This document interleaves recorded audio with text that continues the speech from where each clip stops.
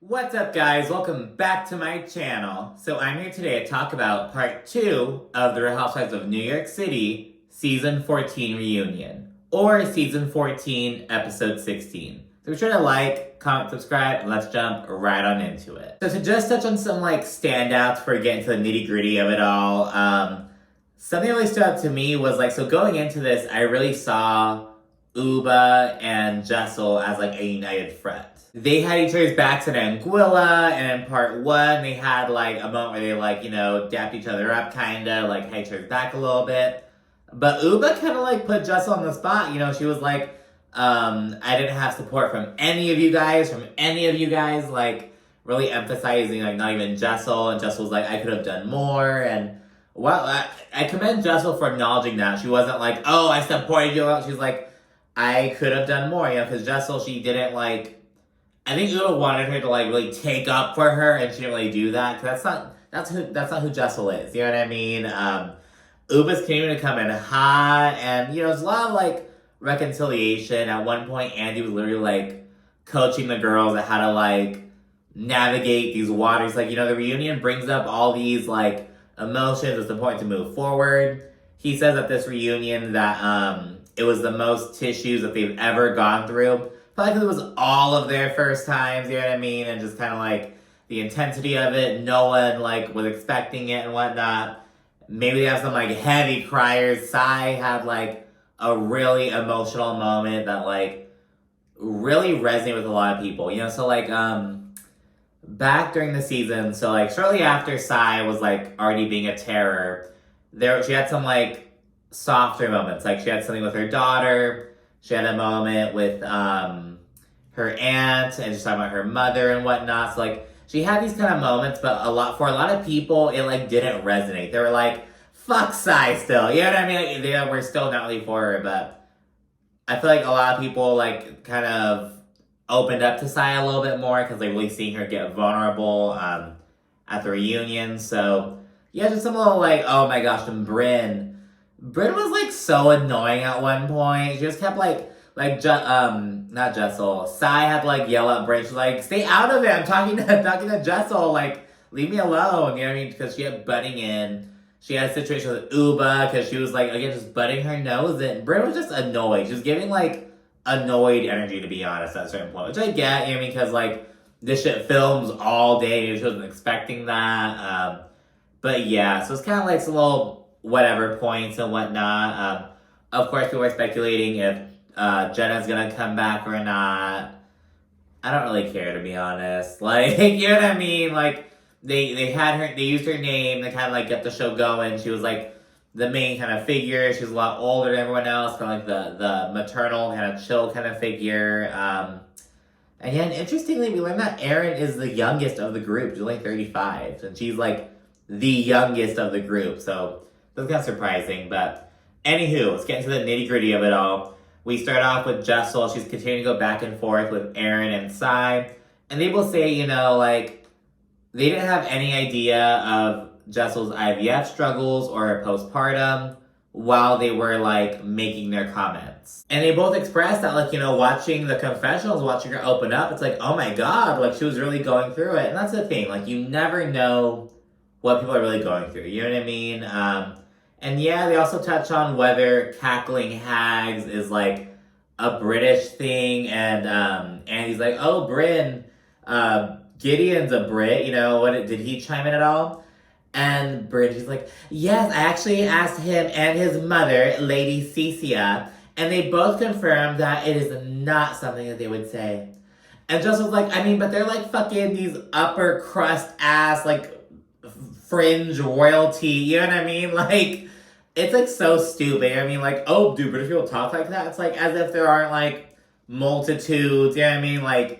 People living in South London are gonna speak the same way as other people, the borderline royalty, you know what I mean? It's girl, I don't know, it's kind of dumb. And also the way that Brynn was Lady Cecia, it's oh, shut up. It was not to pull an Erin, but it was shut up, you social climber. She also fucking have the proximity, oh, my potential mother-in-law is a lady. She's not dating Gideon or anything, but he's her ex who she was engaged to, and she's so cool with him and whatnot. So that's why I say that. But yeah, it's kind of stupid, and it's like it's not that Brits have like a crude, dirty kind of sense of humor. It's like the stereotype, if you will. Like I remember my mom was watching like something set in London, I believe, and we're talking and whatnot, and I was like, oh. I hear that, like, Brits have, like, a crude sense of humor. Are you, like, seeing it? Like, 'cause she likes watching, like, British comedy shows and whatnot. And right after I said that, on the screen, this one girl, she was like, oh, I'm set to see you next Tuesday. And I was like, oh, like, she didn't say see you next Tuesday. She, like, said the whole, like, the word. But, yeah, I was just like, it's, I don't know, I feel like that's not, like, unknown, you know what I mean? But Andy then brings up how Aaron and Sai were really pushing Jenna to open up. But they're simultaneously, like, shitting on Jessel for doing that same thing. And Aaron says that Jessel's story just, like, didn't, like, seem like hers. They didn't seem to add up and whatnot. And Jessel says that they belittled her story, but they pushed back against that. It's like, you guys really did. And Jessel mentions Sai's confessional where she was like, oh, Jessel's family was on the Mayflower in 14, like, because when she was talking about her family and whatnot. And, Jenna, she explains that, you know, while they know that Jessel, like, isn't malicious, they feel like she doesn't acknowledge some of the differences in their situations. And as an example, she's like, you know, Sai lost your mom, and you're bringing up your uncle, and I understand, but it's like, it's different from a mother, you know what I mean? And Ubah interjects, and she's like, you know, in my culture, the uncles are very much like your father. Like, the aunts are your mother, you know what I mean? So yeah, there's that aspect. And it's also, we don't know how close, you know, Jessel was to her uncle. And she says that he was like a father to her, you know, who knows. But Sai, she also says that, you know, her mom died only 5 months before filming, before having that conversation. I think she says she just lost her mom 5 months prior, but I don't know if they mean, like, prior to filming beginning or prior to her opening up about it. I'm not sure. And I'm telling you, I really thought that Sai's mom passed away like years ago, but it like just recently happened. So yeah, she brings that up. Sai speaks on how, you know, she like just wanted to get away from Jessel when she was bringing up like her mother. She's like, I didn't want to talk about it. Like, I talked about my mother when I was being vulnerable, when I like basically when she chose to do so, was she didn't want to be put on the spot and like be forced to talk about her mother. You get what I'm saying? Which I honestly understand. Like, it's one thing to, like, want to open up about something when you feel comfortable doing it, but, like, to be kind of pushed to do so, it's like, yeah, and then Jessel, she, like, apologizes to Sai, and Brynn takes issue with this, though. She's like, I don't know why you're apologizing. They should be apologizing to you. They spent the whole season shitting on your marriage. Like, really pushing back. And I have to kind of agree with Brynn a little bit on this, you know, but Jessel, it's just not in her, like, personality, it seems. And yeah, and Aaron, she proceeds to kind of pick apart Jessel's backstory after that. You know, she's like, you said you had savings when you were in your early 20s. Who has savings in their 20s? And I'm like, girl, like, when I was in undergrad, I was going to school full-time. I had 2 part-time jobs. I had savings, you know what I mean? Like, I was basically, like, I was living at home still with my dad, so I wasn't paying rent or anything. But I was going to school full-time. One of my jobs at the community college as a tutor, that was basically like my day-to-day, like, used for like gas to like eat, all that shit. And my other job, which was in retail, that was basically all going into my savings. But anyways, I bring that up to say, it's like, you know, you could be in your 20s and have savings, girl. Like, I wasn't rich, I was just living at home and had these 2 jobs and going to school, bitch, so I had savings. So that's what Justin kind of brings up. Aaron's also like, you're saying you had an internship, you know, that denotes having some privilege. And it's like, granted, yes, you know, internships are difficult, you know, when they're unpaid and shit, or when they're either unpaid or very, very low paying. You get what I'm saying? So, it is, I get Aaron saying, like, oh, it's a privilege, but it's like, you know, you make shit work, you know what I mean? Like, it's not like, I don't know, it's kind of stupid. And also, this shouldn't be coming from Aaron. That's the other point I want to kind of touch on. Jessel also brings up, you know, I grew up comfortable, but we weren't, like, rich by any means. And Aaron seems to cast doubt on this. And it's like, girl, like, Jessel's saying that I wasn't poor, but, like, we weren't fucking rich. Like, we're, like, middle class. Like, girl, it's not, like, nothing crazy. So, it's kind of annoying. Aaron's kind of nitpicking a little bit. a viewer brings up how Erin, she was so upset over Brynn flirting with Abe, but, you know, she's shit-talking Jessel and her marriage. So she's like, you're so upset about what you perceived as Brynn attacking your marriage, but you're sitting here attacking Jessel's marriage. Like, what the fuck? So they bring that up. Erin says, you know, that she was, like, poking fun at Jessel, but she does apologize. And, yes, after she apologizes, though, she does say she did think that the Vietnam thing was weird. She did. You know, it is what it is, but she does apologize. Sai follows suit, and as Sai is apologizing, kind of like explaining and whatnot to Jessel, Brynn's kind of interjecting, kind of like, almost kind of like trying to hype Jessel up against Sai and Erin, essentially. And at one point, Sai's like, Brynn, stop, I'm talking to Jessel! She literally sounded like a 12-year-old talking to her sister or something. It was, like, so funny. And yeah, she also claims that, you know, the Vietnam thing was intriguing, but, you know, so we kind of address that, and then we learn that everything is actually all good between Jessel, Erin, and Sai. Everything's all good with them now. So yeah, then we get a Sai segment. We get some background, like just, you know, who she is. She's the girl from Brooklyn, born and raised, stuff about her family and whatnot. Her lifestyle, the food stuff, she's always fucking hungry. And of course, her mother. And Sai opens up about her mom. She says that, you know, when she was around 16 years old, she realized that her mom had a problem. She was always in Central Park and just drinking all day. Cops would call Sai sometimes and be like, oh, your mom, she like fell, or she's in the hospital, like things like that. And she says that her mother was self-medicating her mental illness with alcohol. And Sai says that her mother, that she lived with her and David for a little while, for about 3 months, she said. And she can't let this slip. So Sai says that her mother moved in with her and David after they got married. So earlier this season, Sai said that she and David got married, like, around the time when they had their first child, London. She's like 10, 11. But other people were saying that Sai and David didn't get married until way later, like around the time when they had their second child, or even more recently. So I'm not sure, but she's kind of suggesting it happened. She and David got legally married more recently. But that's besides the point. But what I'm getting at is that, so after she and David got married, her mom lived with them for 3 months. And at one point, her mother got super drunk in front of the kids. And David was like, she just has to go. And Sai got super emotional. She's like, that was the hardest thing I had to do, because it's like, I'm here living in this townhouse.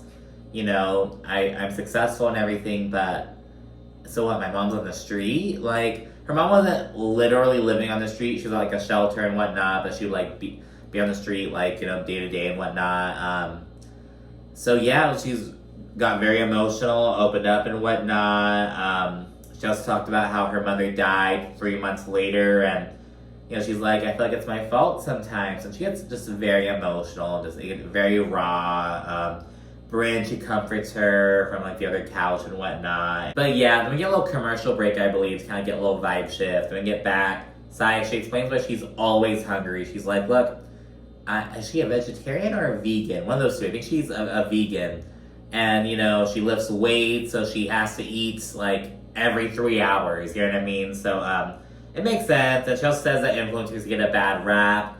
Jenna, she was like, you know, I think a lot of people who aren't actual influencers just call themselves influencers, and they make people like Sai, who've actually been successful at being an influencer and make it like a legitimate business, and make them kind of like, it lumps them all together and makes Sai look bad, essentially. And yeah, and then a viewer, they asked about how, you know, Sai and David met, and Sai doesn't give a whole lot of detail. She says they met in Costa Rica, and it's like, I thought you were working at one of his bars, allegedly. But who knows? Anyways, we're going to get a little Brynn segment, focusing on her flirtatiousness, her whole vibe and backstory. And let me just say, I really thought, do I want to say I was really hoping? I think I'll say I was really hoping that Brynn would be at the reunion and be like, you know, I was kind of laying it on thick, like with the flirtatiousness, got kind of reel it back a little bit. But no, she's staying 10 toes down on it, so, you know, good for her. Andy then brings up Brynn's hairdressing scene where, you know, she talked about her first experiences with the black hair salon, really tapping with her biracial identity and whatnot. And then she says that, like, when people ask her what her race is or what she identifies as, she's like, I say that I'm black because I really feel it now. I feel it now.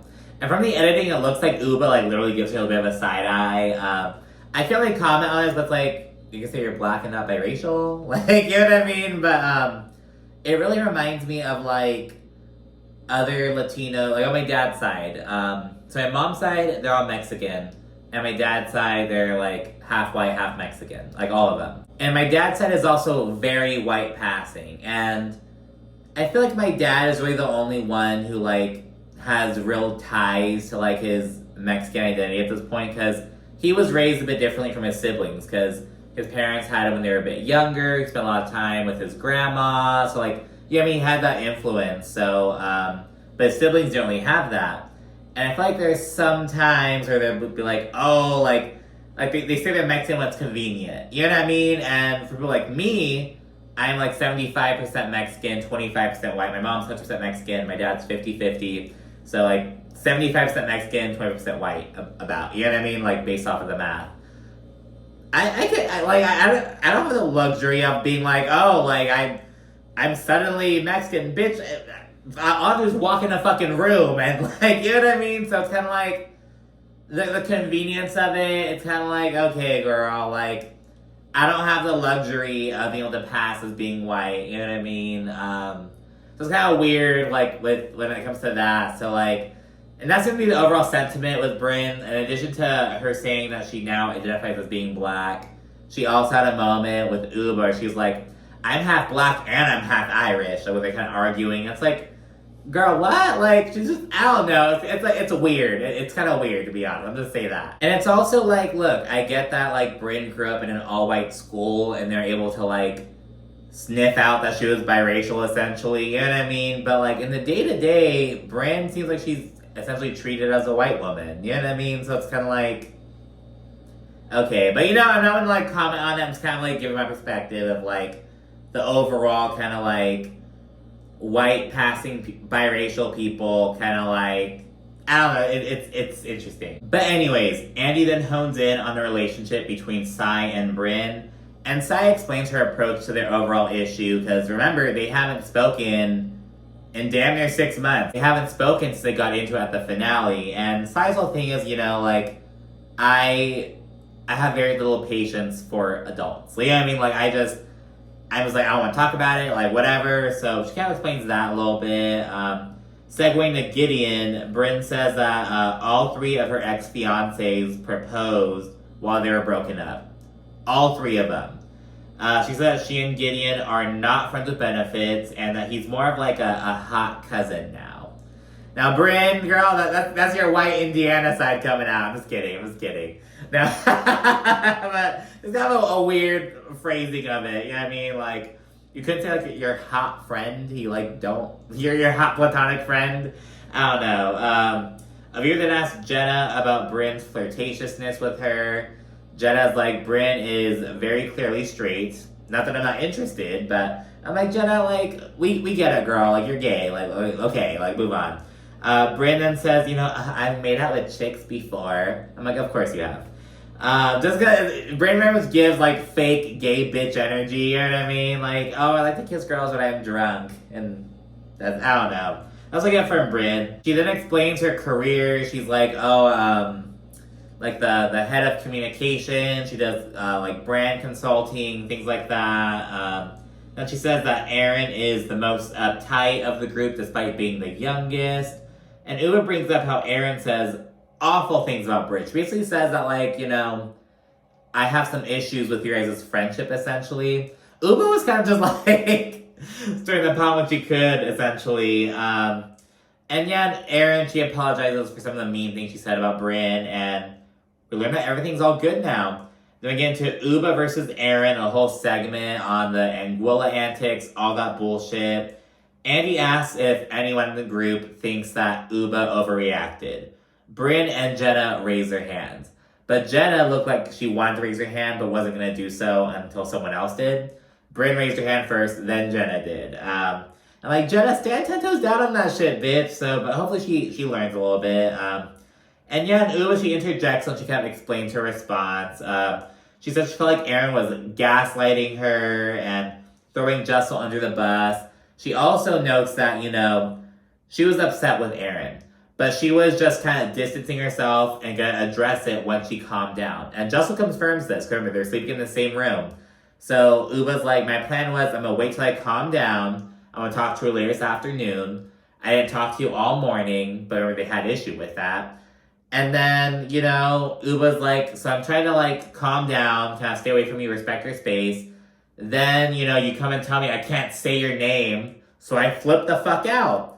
And I honestly get it. It's like, bitch, I'm trying to fucking be civil with your ass. Don't fucking come nasty to me. You know what I mean? But anyways, Erin apologizes before she accuses Ubah of essentially leading a gang up against her, which Sai agrees with. But Ubah's whole thing is like, I didn't lead a gang up against you. Everyone's had their own issues. But she kind of, in the buggy, she's kind of telling Brynn, oh, you have your own issues with Erin, blah, blah, blah. Kind of bringing up how the shit Erin said about her. She kind of was, I don't know, I want to say leading a charge, but she was talking shit, because she wasn't just talking shit about, her own situation. She was bringing up what Erin had done to other people. You get what I'm saying? So, Ubah kind of was. I can't deny that, to be honest. It'd be one thing if Ubah was sharing her own experiences with Erin, and the others were like, oh, yeah, Erin sounds like a bitch. Fuck Erin. But Ubah was, bringing up her own experiences and what Erin had done to them. Kind of trying to, I want to say trying to sway them, because that sounds, more malicious than I intended to. But, she was kind of, rallying the troops against Erin. I'm not mad at it, you know what I mean? I think that's, a legitimate, move, if you will. She wasn't making shit up. But, just have to point that out. At this point, Brynn, who, again, is tired, she's annoyed, she chimed in to say that, it's not a big deal, Ubah. There's Find My iPhone, share location, come on, it's 2023. And Ubah, she claps the fuck back. And she's like, oh, I could be dead on the floor, but my phone's still on. It looks like I'm okay. You see my location. What does that even do? And Brynn, she's getting all tough. She's like, oh, you better back up. Everyone here is scared of you, but I'm not scared of you. I think at that point, she's like, oh, you put people in the hospital, I put people in the morgue.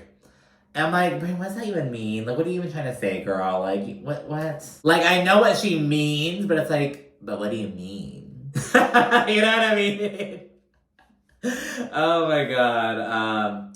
And yeah, Ubah then says, I'm assertive. I'm not angry, I'm assertive. But Brynn, she disagrees with this, and there's a whole moment between Ubah and Brynn. Brynn just keeps interjecting, keeps fucking chiming in. Ubah tries to shut her the fuck down. Brynn, she's like, oh, don't mess with me, honey. I'm half black and I'm half Irish, blah, blah, blah. And Ubah's like, half Irish. I'm Somali, and I'll backhand deck your ass right here.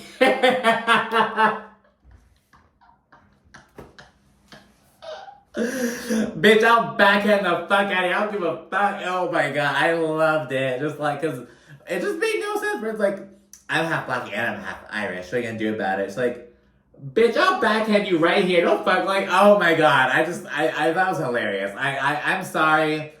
I don't know if I condone. I thought it was hilarious, to be honest. And when Ubah continues trying to explain herself, Brynn chimes in again a little bit, and Ubah's like, shut up!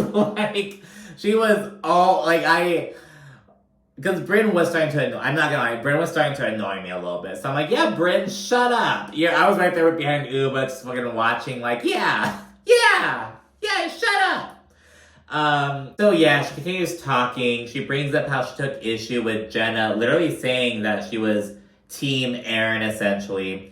Jenna tries explaining, in that moment, I feel like Erin needed someone by her side. She was on an island, so I was trying to be there for her in that moment. But Ubah's like, you said that there's a different side to me. I feel like it's not true. And, Ubah reveals that, when she was getting into it with Erin, she wanted to cry because Erin is the one that she's closest to in the whole group. So she's like, wow, I'm going to lose this friend. So she brings that up, and she also says at that point that none of the ladies stuck up for her, and she places emphasis, not even Jessel, because she's like, none of you stuck up for me. None of you.